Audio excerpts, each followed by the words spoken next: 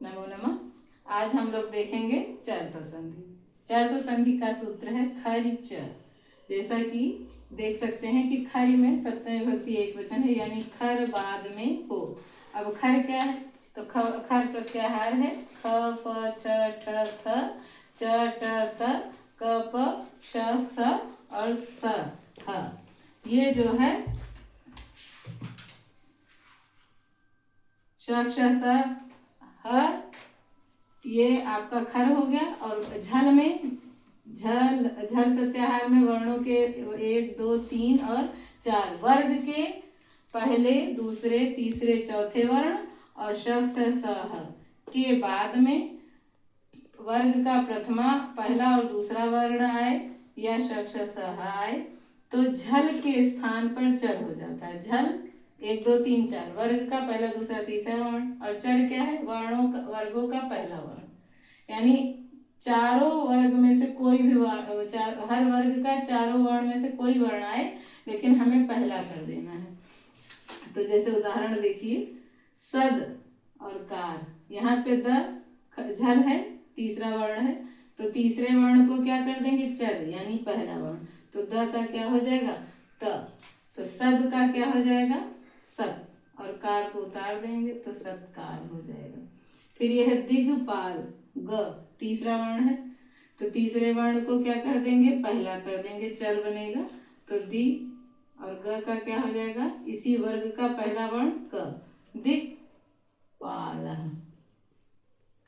फिर यहाँ पे देखिए भेद तुम, यहाँ पे प्रथम दिख रहा है पहला वर्ण, तो पहले वर्ण को ही अलग कर देंगे। तो पहले वर्ण को दूसरे तीसरे चौथे जिसमें उचित हो, तो भेद, अगर हम भेद करेंगे, पहला भी कर सकते हैं लेकिन भेद से अर्थ नहीं निकलेगा, तो भेद करेंगे तो भेद धातु होती है। भेद और तुम प्रत्यय इसमें लगा है तो उसका ना हलंत हो गया है, तो भेद तुम। तो भेद तुम माने भेदने के लिए।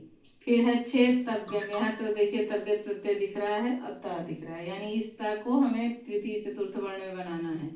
तो यहाँ हो गया छेद द। अगर ध करेंगे तो छेद में कोई अर्थ नहीं निकलेगा, और छेद त करेंगे तो भी नहीं अर्थ निकलेगा, लेकिन छेद करेंगे तो छेदना शब्द काटने के अर्थ में आता है। तो छेद धन तव्यम, तो छेद तव्यम माने काटना चाहिए। लिभ धन सा, यहाँ पे भ देखिए वर्ग का पांचवा वर्ण है, प फ ब भ चौथा वर्ण है, तो इस भ को प्रथम वर्ण में करने के लिए इसी वर्ग का भ का प्रथम वर्ण क्या होगा? प। तो हो जाएगा ली, और भ का क्या हो जाएगा? प, आधा प, लिप और सा लिप्सा, यानी ली आधा प और सा लिप्सा। इस तरह से हमारी चर्तो संधि हो जाती है, यानी झल 1 2 3 4 वर्ण के बाद खर, यानी प्रथमा और दूसरा वर्ण आए हर वर्ग का, किसी भी वर्ग का, तो वो चर हो जाता है। झल का चर, यानी पहले दूसरे तीसरे चौथे वर्ण के जगह पर उसी वर्ग का पहला ही वर्ण हो जाएगा। ठीक है। अब अगली संधि है अनुस्वार संधि। अब देखते हैं अनुस्वार संधि। अनुस्वार संधि का सूत्र है मो अनुस्वार। मो अनुस्वार सूत्र कहता है कि पदांत म के बाद यदि हल आए, यानी कोई भी व्यंजन वर्ण आ रहा है, तो पदांत म को अनुस्वार हो जाता है। ठीक। अब उदाहरण देखिए, हरिम वंदे। हरिम में म है, तो ये पदांत है। कैसे? पद किसे कहते हैं? एक सूत्र है सुप्तिगंतम पद। सुप और तिंग प्रत्यय जिनके अंत में आते हैं उनकी पद संज्ञा होती है।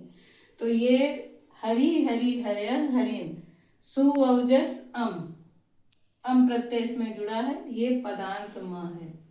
तो ये पद है, द्वितीय विभक्ति एक वचन का रूप है। तो इसके बाद अगर व्यंजन आए तो वह व्यंजन है, तो इस म को अनुस्वार हो जाता है। तो ये क्या बनेगा? हरि, और ये म को अनुस्वार हो गया, हरिम वंदे। इसी तरह यहाँ भी त्वम युवाम यूयम, त्वम प्रथमा विभक्ति एक वचन का रूप है, तो ये भी पद है। इस म को भी अनुस्वार हो जाएगा। क्यों? क्योंकि इसके बाद व्यंजन है क। तो इसका कैसे करेंगे? त्वम करोषि, ठीक, ऐसे आता है त्वम किम करोसि। तो अब ऐसी ऐसा वाक्य अगर हमें लिखना है त्वम किम करोसि, तो यहाँ त्वम के बाद किम अगर हमें लिखना है तो ये त्वम में म नहीं रहेगा, अनुस्वार रहेगा।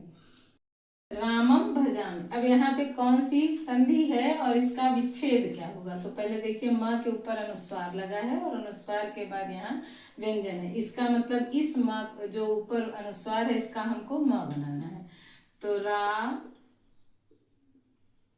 रामम धन भजाम, ये इसका विच्छेद हो गया। तो ये कौन सी संधि हुई? अनुस्वार संधि, क्योंकि यहाँ म को अनुस्वार हो जाता है और म को अनुस्वार को म। यहाँ पर देखिए धनम, न के ऊपर म जो है धनम, द्वितीय प्रथम विभक्ति एक वचन, फलम फले फलान की तरह अगर मान ले तो ये भी पद है, तो इसके ऊपर का जो अनुस्वार है इसको हमको म बनाना रहेगा, क्योंकि इसके बाद आ रहा है हल व्यंजन। तो अब हम इसको जब विच्छेद करेंगे तो ये जो म है अनुस्वार है ये म हो जाएगा। तो म का धनम धन यच्छ, ये हमारा विच्छेद होता है। इस तरह से अनुस्वार संधि खत्म होती है। अब अगली संधि हम देखते हैं। तब तक के लिए धन्यवाद।